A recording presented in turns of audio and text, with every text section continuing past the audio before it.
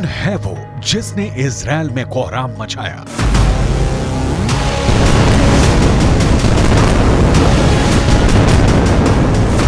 कौन है वो जिसने इजराइल को खून के आंसू रुलाए?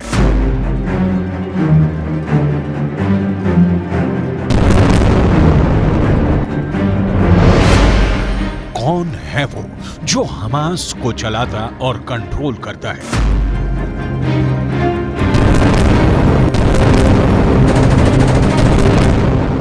ये वो चेहरा है जो गाजा में नहीं है, लेकिन इजराइल को इसकी तलाश है। ये वो चेहरा है जिसे इजराइल पर हमलों का मास्टरमाइंड कहते हैं, लेकिन गाजा से 1700 किलोमीटर दूर कतर में बैठा हुआ है, जिसने वहां बैठे बैठे इजराइल पर अब तक के सबसे बड़े हमले की पूरी प्लानिंग तैयार की और इजराइल में चारों तरफ कोहराम मच गया।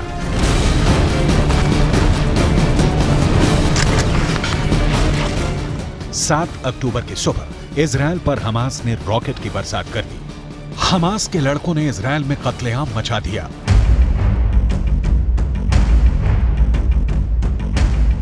और ठीक उसी समय एक और दावा किया गया। कतर की राजधानी दोहा के एक आलीशान ऑफिस में हमास चीफ इस्माइल हानिया और उनके साथी टीवी चैनल पर सब कुछ देख रहे थे। इस्माइल के चेहरे पर एक सुकून भरी मुस्कान थी। उस खूनी मंजर को देखकर उन्होंने अपने साथियों के साथ सजदा करके अल्लाह का शुक्रिया अदा किया। इधर हमास पर जवाबी कार्रवाई करते हुए इजराइल ने गाजा पर एयर स्ट्राइक कर दिया। एक दिन में पूरे गाजा की सूरत बदल दी। हर तरफ तबाही दिखने लगी और सैकड़ों लोग मारे गए। इजराइल हमास जंग के 2 हफ्ते हो चुके हैं। गाजा पट्टी के लोग बिजली, पानी, राशन और दवाओं के लिए तरस रहे हैं। महज 2 हफ्ते में 4000 से ज्यादा फिलिस्तीनियों की मौत हो चुकी है। लेकिन इस जंग की शुरुआत करने वाला हमास चीफ इस्माइल हानिया कतर में आलीशान तरीके से सुरक्षित बैठा है। इजराइल की खुफिया एजेंसी मोसाद के मुताबिक इस्माइल हानिया 2019 से ही कतर में रह रहा है। कतर में ही हमास का एक राजनीतिक दफ्तर भी है, जिसे कतर की सरकार सुरक्षा उपलब्ध कराती है। और वहीं रहकर हमास चीफ इस्माइल हानिया इजराइल के खिलाफ साजिश रचता है। मतलब ये कि इजराइल से अपनी जान बचाने के लिए वो खुद तो कतर में है, लेकिन जिनके बूते उसने गाजा में अपनी सत्ता बनाई, उन्हें मरने के लिए छोड़ दिया है। इस्माइल हानिया का जन्म 29 जनवरी 1962 को गाजा पट्टी के एक रिफ्यूजी कैंप में एक मछुआरे के घर हुआ था। रिफ्यूजी कैंप में ही उसने शुरुआती पढ़ाई की थी और 1983 में गाजा के इस्लामिक यूनिवर्सिटी से हानिया ने ग्रेजुएशन किया था। और इसके बाद से ही वो हमास के साथ जुड़ गया। इस्माइल हानिया के लाइफ का सबसे बड़ा टर्निंग पॉइंट तब आया जब उन्हें उस वक्त के हमास चीफ शेख अहमद यासीन का सेक्रेटरी अपॉइंट किया गया।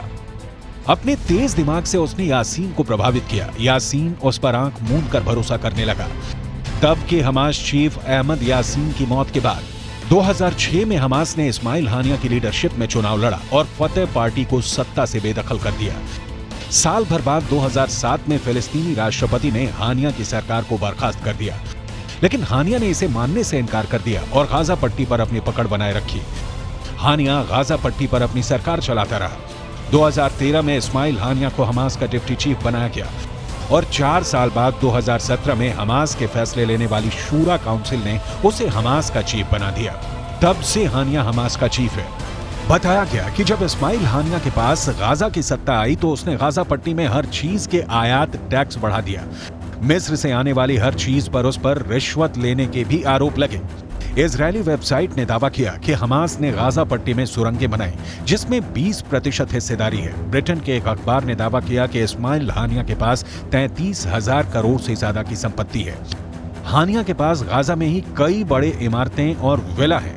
इसके अलावा कतर और कई अरब देशों में उसके होटल हैं। मतलब हमास चीफ इस्माइल हानिया जो इजराइल और हमास जंग का जिम्मेदार है, जिसकी वजह से 2 देशों में कत्लेआम मचा है, वो फिलहाल एक आलीशान जिंदगी जी रहा है और उसके लोग गाजा में हुई तबाही में फंसे हैं।